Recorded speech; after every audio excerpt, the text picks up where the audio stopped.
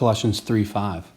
Put to death, therefore, what is earthly in you: sexual immorality, impurity, passion, evil desire, and covetousness, which is idolatry. All right, again, we've got a therefore. We ask, what is that therefore?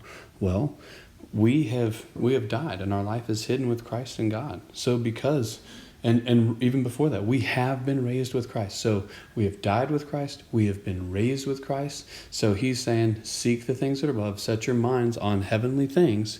And because of that, because you've died, because you've been raised with him, because you are united with Jesus, you need to put to death. Look at how violent this language is. You need to kill the earthly in you. Remember, we talked about you have been justified now. This is a part of the sanctification. Because you are a heavenly being, you need to kill the earthly things in you. And so these are earthly. These are part of our sinful flesh, right? What do we have? Sexual immorality. Sexual immorality, this is kind of a catch-all word. This is where we get the word pornography from, for porn, porneia.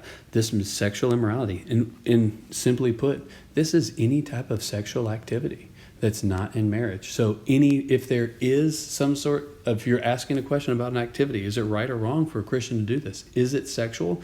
If it's sexual and it's not with your spouse, it is sin, right? And then impurity. Very clear. This is what is not pure. Put to death things in you that aren't pure. And this passion's not just a desire, but it's a sinful desire. And it looks like it's right in the context, right? Sexual immorality, impurity, and this is a sexual passion.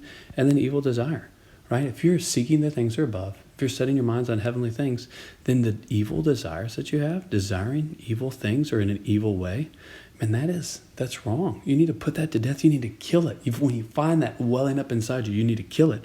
And covetousness. Covetousness, which is another way of saying like greed or dishonest gain, right? And then what's so interesting is a lot of times we don't think of greed as being real bad, but he says coveting is idolatry.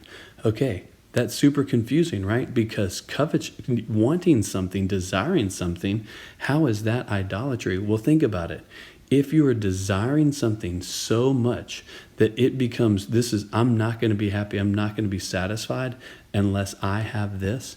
If you desire it so much, if you're coveting, they have something and I want it, I'm not going to be happy unless I have that. Well, your source of happiness, you're making it into a false god, right? When you're desiring something so much, you're making that into a false god. And it's the same as idolatry, as if you're setting something up in place of God. And these are earthly things, right? You're not earthly. Put to death the earthly things in you because you're heavenly. So live out this heavenly reality because you have been united with Jesus in his death and you've been united with him in his life, in his resurrection.